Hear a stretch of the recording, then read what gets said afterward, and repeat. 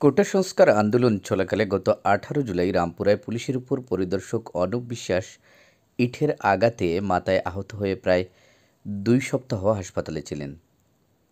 ৫ আগস্টের রাজনৈতিক পট পরিবর্তনের ১.৫ মাস পর তিনি জানতে পারেন যে ১৯ জুলাই খিলগাঁওয়ে বিক্ষোভে একজন আহত হওয়ার ঘটনায় তাকে ১৭ অক্টোবর দায়ের হওয়া হত্যা চেষ্টা মামলায় আসামি করা হয়েছে, যদিও তখন তিনি হাসপাতালে চিকিৎসাধীন ছিলেন।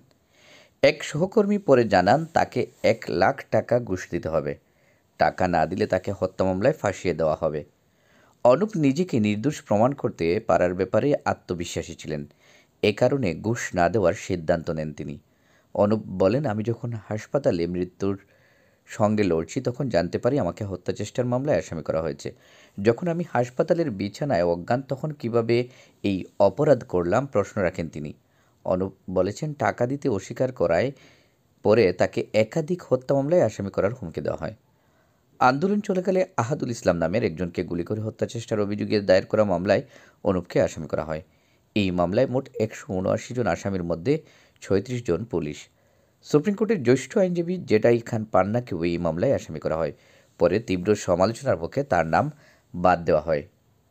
ডেইলি স্টার এমন ৭টি ঘটনা জানতে পেরেছে যেখানে পুলিশ এবং বিএনপির স্থানীয় নেতাদের বিরুদ্ধে পুলিশ সদস্য ও অন্যান্যদের কাছে টাকা দাবি করার অভিযোগ রয়েছে। আহত আহাদুলের বাবা মোহাম্মদ বাকের বনশ্রী এলাকায় ভ্যানে করে সবজি বিক্রি করেন। মামলাটির বাদী তিনি। মামলায় জেটাই খান পান্নার নাম নিয়ে বিতর্ক উঠলে বাকের দ্য ডেইলি স্টারকে বলেন তিনি আসামিদের কাউকে চেনেন না।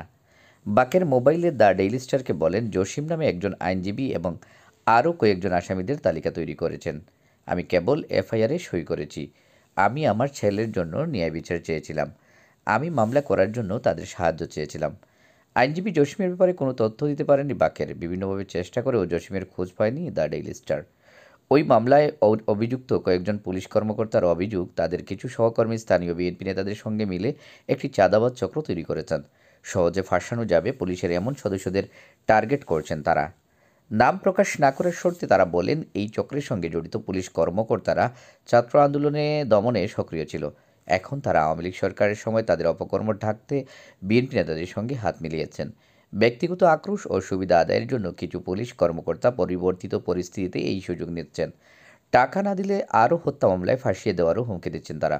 মামলার আসামি তালিকায় নাম থাকা পুলিশ কর্মকর্তারা দ্য ডেইলি স্টারকে বলেন পদবি অনুযায়ী টাকা দাবি করা হচ্ছে।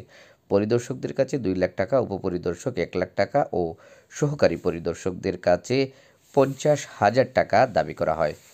বন্ধুরা, যদি ভিডিওটি ভালো লেগে থাকে তাহলে অবশ্যই শেয়ার করে অন্যদের দেখার সুযোগ করে দেওয়ার অনুরোধ রইল।